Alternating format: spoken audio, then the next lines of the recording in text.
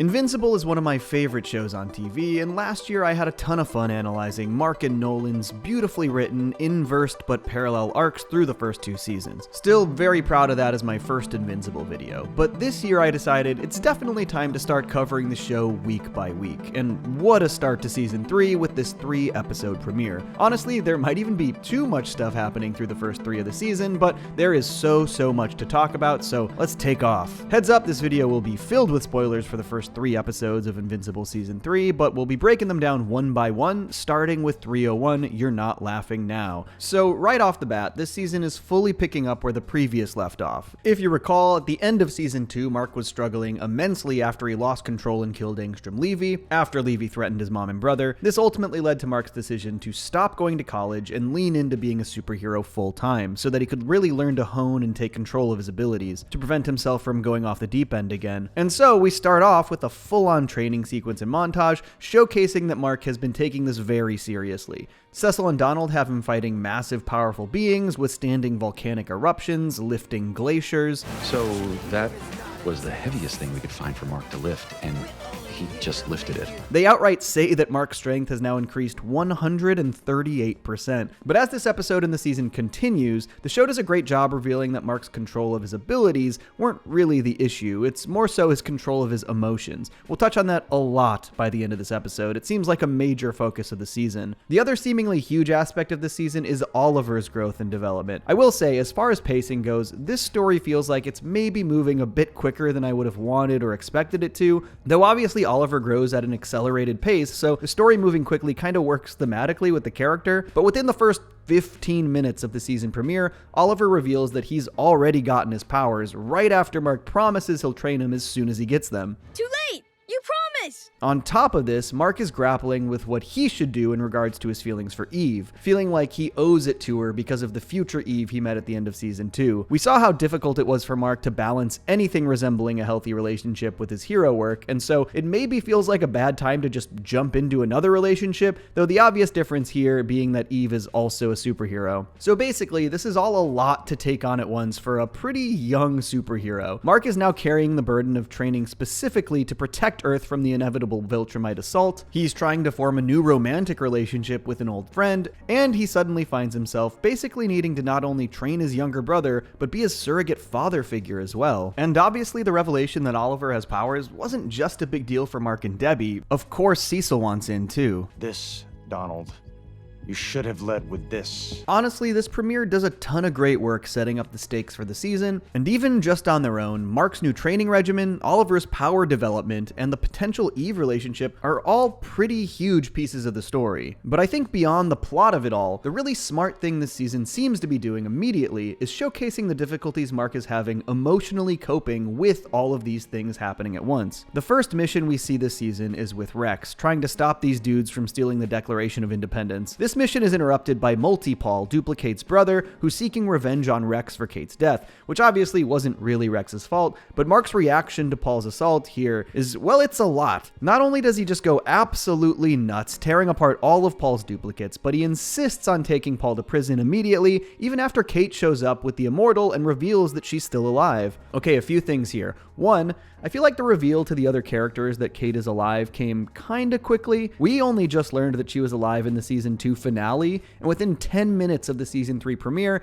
everyone else knows too. I think I just have to get used to the fact that the show is paced really quickly, but it feels like nearly every single character death we've seen so far has been undone within an episode or two, and I do think the emotional toll these things take on the characters are still effective. It's just hard to trust anything as remotely permanent in this show since it's constantly undermined almost immediately. Secondly, Mark's emotional state is seemingly leading him to go like full cop mode this season. He is just stubbornly by the book and not really allowing himself to feel any empathy towards the people he's dealing with. I don't care if he's your brother.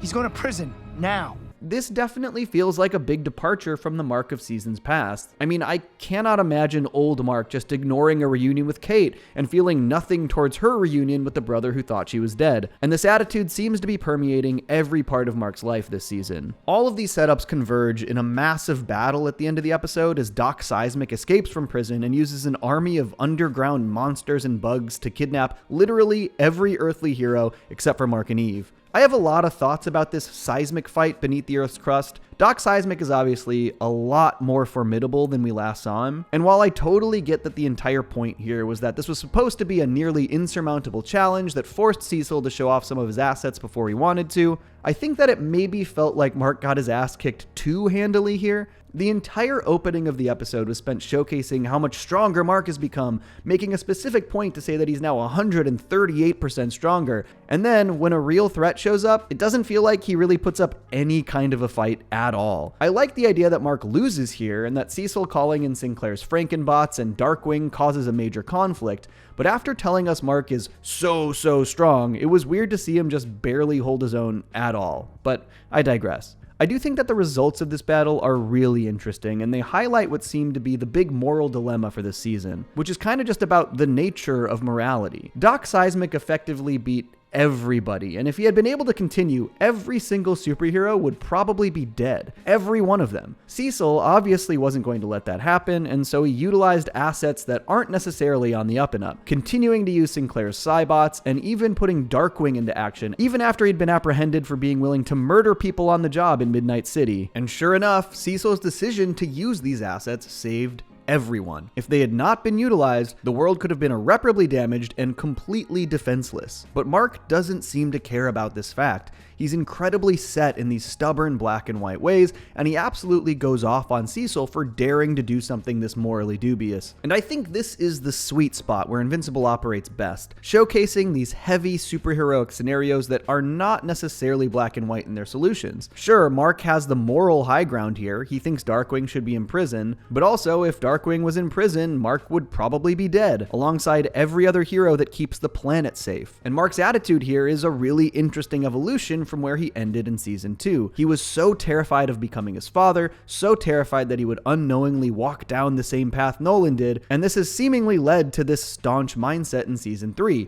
He refuses to budge in his ideals, in the things he believes are the right things to do. But by demanding that everybody play by his rules and by his moral code, Mark is actually portraying a pretty authoritarian attitude. He won't listen to any of his peers, he won't discuss the dilemma with Cecil, he tries to force his opinions on everybody through violence and force, which is ironically, of course, very Viltrumite. It's continuing this journey where Mark's desperation to avoid becoming his father is sort of inching him closer to being like his father. A real bummer. Cecil tries to explain to Mark that rather than locking up these people and throwing away the key, they can rehabilitate them for the greater good. And to his credit, this was proven to have been successful just moments before this when they saved Mark's life. And there's a particular irony here in that Mark's attitude has been spurred on by what he sees as his own moral failure. He's saying that these people can't help because they've murdered in their past, while he justifies the life that he took. Yeah, this is something that deeply weighs on him and that he deeply regrets, but he won't extend the same grace he gives himself to any of the other people in question here. And while it's clear that Cecil isn't the most trustworthy or moral individual, I do think it's really interesting to look at what his job requires and what the stakes are,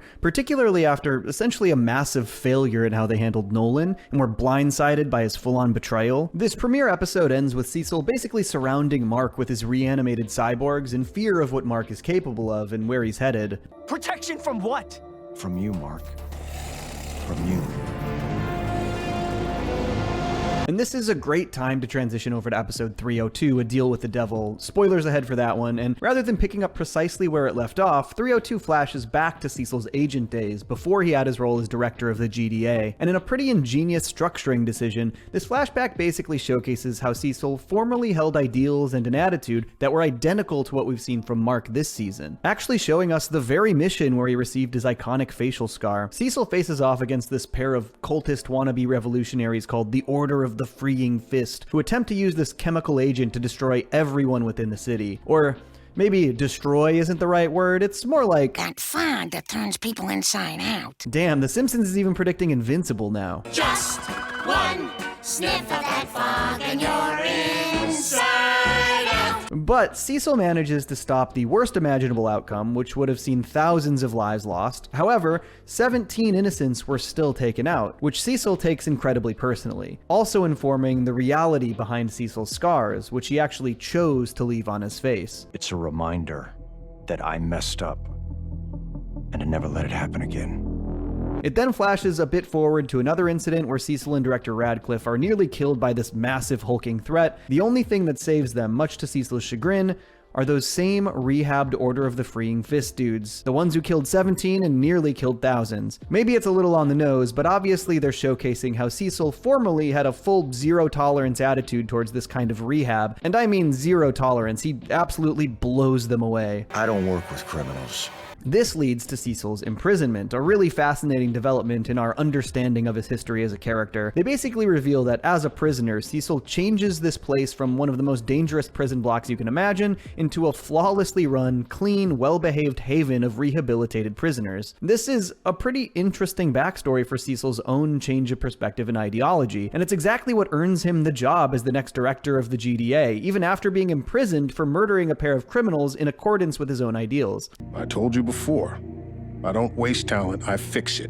Cecil effectively had this zero-tolerance policy towards the idea of working with rehabbed criminals in this space until he literally found himself getting the director position because he himself was a rehabbed criminal in this space. And this really makes me wonder if we're going to see Mark fall even further before he has to learn this lesson himself as well, or if he'll just go a completely different direction and prove Cecil wrong. We'll see. After this great parallel backstory, we jump back to the end of the season premiere to Mark and Cecil facing off in that white room, and I really love the question Cecil is posing here. Mark is stuck in this incredibly self-righteous mindset that is leading to some of these more authoritarian tendencies that I mentioned before. You threaten people who disagree with you. I don't threaten. No? Because you're scaring the shit out of me right now. I really like the idea that Mark is going to have to reckon with the reality of his power dynamics in this world, because he is effectively the most powerful person on the planet, meaning that there is always an imbalance with nearly everyone he interacts with. And so while he doesn't see himself as being threatening here, the fact that he is furiously angry, won't back down, raises his voice, etc., would be incredibly threatening to anybody who understands his abilities, further proven by how thoroughly he dismantles the Reanimen. But I don't want to come off like I'm fully defending Cecil here. I think the show just does a great job operating in these gray territories. The reveal that Cecil implanted an internal earpiece in Mark to incapacitate him is a major breach of trust, obviously, but of course it's also sort of hard to blame him based on everything that happened with Nolan. Again, those gray territories. But this breach of trust also leads to what I think is one of the other biggest and most interesting developments this season. It leads to most of the Guardians of the Globe turning on Cecil as well. Seeing what Cecil was willing to do to try and control Mark, they fully question if he's someone they can actually take orders from. The Guardians ultimately choose to help Mark, though I do think after they block the signal and recapacitate him, his violent retaliation scares even them. And if you ever come near my family again, I will kill you.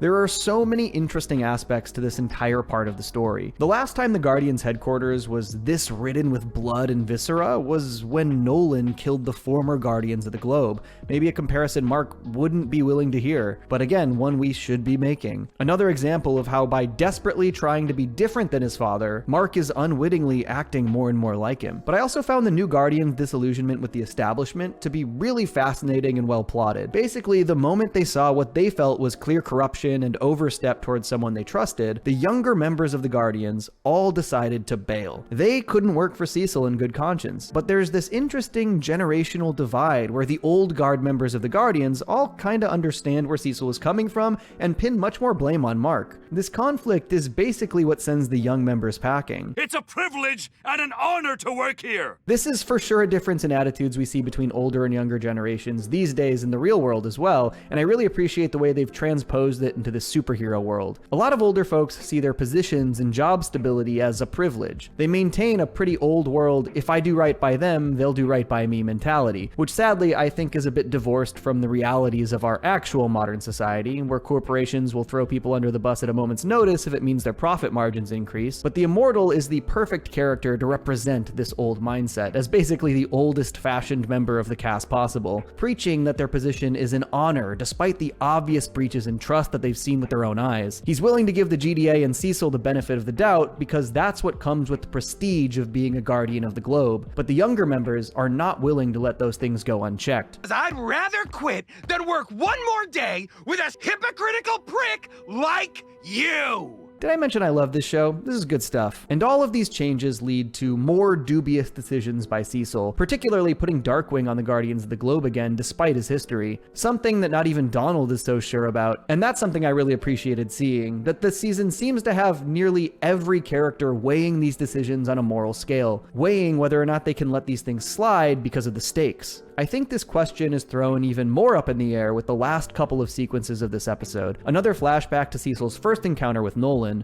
revealing that even back then, Cecil did not believe that Nolan's motivations were as righteous as he claimed they were. However, As long as he saves lives, I don't give a damn about his motivations. given how things ended up with Nolan, I think it's pretty easy to question if this mantra was the one worth following. Nolan saved lives for years before causing some of the most immense destruction and taking countless lives himself. But this last line from Cecil really illustrates how he sees himself and the role he sees himself take on in all of this. We can be the good guys, or we can be the guys that save the world.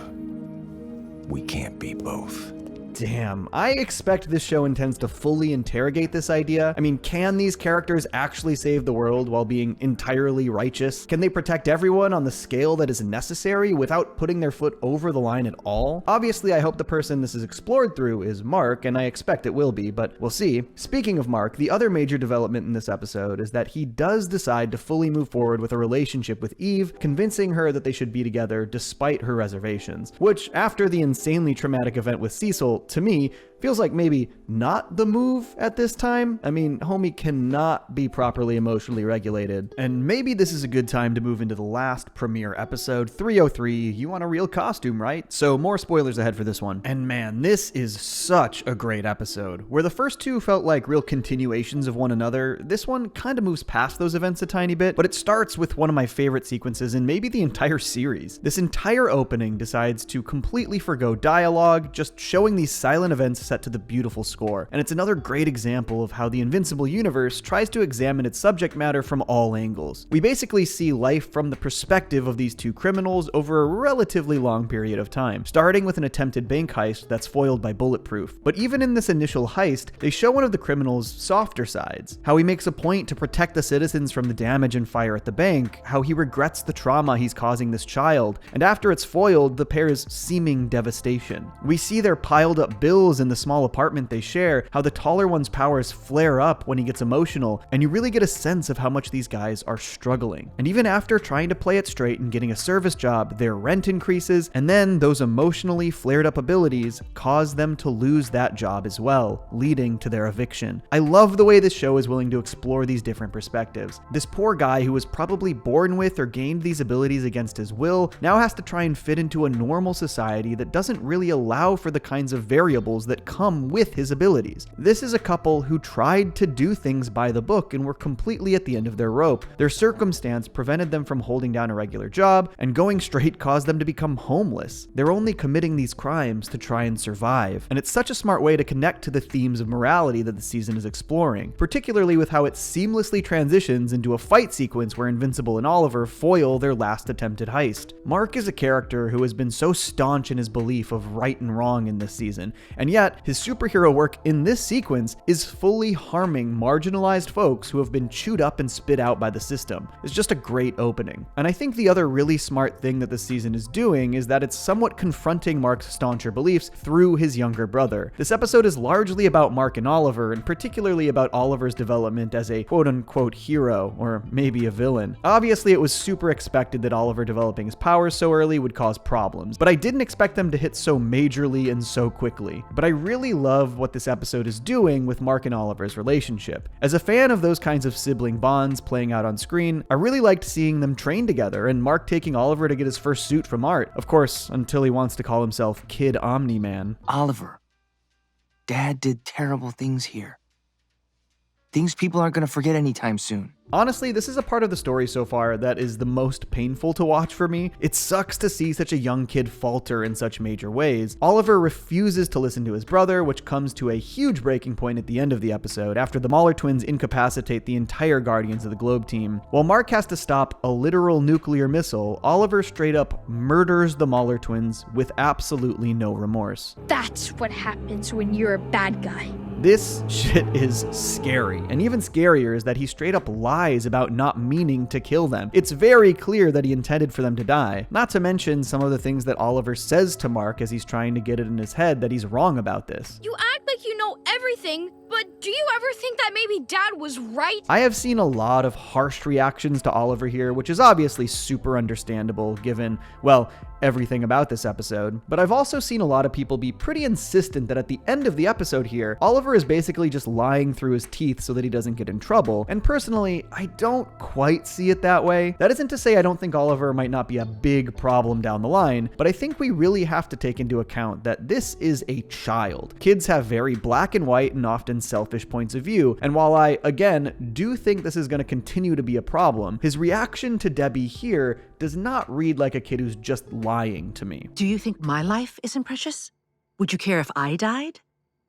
Of course I'd care. I don't want you to die. I love you. I don't think Oliver is a good enough actor for this genuinely shocked look on his face to be faked. He's a kid, and I really don't think he considered this point of view in regards to Debbie. I fully believe that he loves Debbie and Mark, and so for me, I do think that there's hope for Oliver, maybe down the line, even though it is clear he's going to be an issue, and it will probably get a lot worse before he comes around. But we will see, and please don't spoil parts of the comics for me in the comments. I'm reading through after I watch the show each season. But I think besides this just being a great dramatic dilemma, that Oliver's more black and white viewpoints are such a great way to challenge Mark's attitude this season. Being forced to basically father this kid is a really smart way for him to confront his own black and white viewpoints, even if they obviously aren't one-to-one views. But I think it really could help him see that there's more to all of this than just good and bad. There are tons of other developments in these first three that I've enjoyed as well. Eve remains one of my favorite characters, and though I kinda hate seeing her go back to her parents, I do love how staunchly she's put her foot down and stood up for herself here, basically straight up telling them that if they don't respect who she is, she will not be a part of their lives. I am tired of feeling like a freak and a failure every time I come home, and I don't deserve it. I also love that Eve is going back to school and the way she's chosen to learn specifically to help hone her abilities. I mean, honestly, very cool decision to take an architecture course so that she can better understand how to craft things with her abilities in structurally sound ways, especially after the whole park collapse incident. Just a creative way for her to literally learn from her mistakes. I do think that maybe the whole Mark and Eve relationship aspect of the season is something that I feel is getting a little buried at least so far. There are some pretty nice moments. I particularly liked Eve being very understanding when Mark showed up late for their date, because surprise, when you're fully honest about who you are and your life and responsibilities, people are more understanding. The hero ex-hero ship is paying off. I also really liked the way she helped quell Mark's understandable fears about how much he's taking on and his fears about letting everybody down, helping him realize that all of the people counting on him are also there to support him. And of course, there's the big end of the episode mystery, the drones that seem to be controlled by another variant of Angstrom Levy. And with him specifically seeing what the Graysons are dealing with in regards to Oliver's attitude and abilities, I fully expect that this is how he's going to try and angle his way back in for revenge, possibly manipulating Oliver and using his abilities to his own advantage. Cannot wait to see how this plays out. Okay, maybe now's the right time to admit, it really sucks to see the animation kind of continue to get worse on this show. I know for a fact that they've been decreasing the budget the longer the show goes on, which feels insane to me given its success and popularity, and I feel like we are really starting to see some of those blemishes here in season 3. But sadly, I don't see this as something that will be addressed anytime soon, and might even just get worse as they slash staff and budgets further. My only other real critique so far is that I do feel like the show is moving very quickly. Granted, that's sort of just the nature of this show at this point with its 8-episode seasons, but I cannot help but wish the show was running like 10 to 12 episode seasons instead to let some of these storylines breathe a little. Like, the Oliver storyline is very engaging and I am locked in, but for us to already be at the point where the kid is trying to be mini Omni-Man and murdering after only the 3-episode premiere feels like it's at a lightning pace. And other aspects of the story feel like they fall to the wayside a bit because of the shorter season orders, but overall,